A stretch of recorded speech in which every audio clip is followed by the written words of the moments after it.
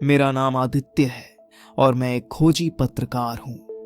यह कहानी मेरी जिंदगी की सबसे डरावनी और रहस्यमयी रात की है जो मैंने कभी जी थी। उस रात मैं एक छोटे गांव की तरफ जा रहा था जिसके बारे में कहा जाता था कि वह गांव पूरी तरह से भूतिया है। मेरा मकसद था इस गांव के रहस्य को उजागर करना। जैसे ही मैंने गांव में कदम रखा, वहां एक अजीब सी ठंडक थी। पूरा गांव सुनसान था, न कोई रोशनी न कोई इंसान। मैंने एक पुराना घर देखा जिसका दरवाजा आधा खुला था। जैसे ही मैंने अंदर झांका, लगा कोई परछाई अंदर हिल रही थी। मेरे कदम अपने आप उस घर के अंदर चले गए। दीवारों पर पुराने चित्र लगे थे और वहां अजीब सी सरसराहट सुनाई दे रही थी।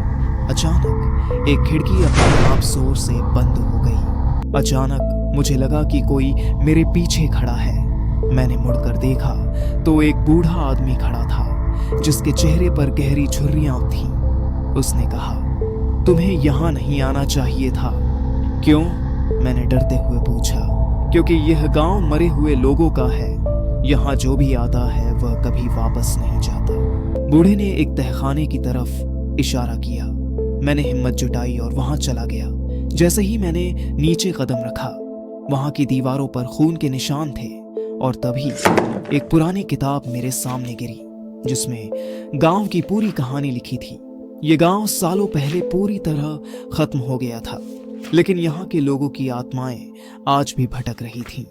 जैसे ही मैंने तहखाने से बाहर निकलने की कोशिश की, दरवाजा अपने आप बंद हो गया।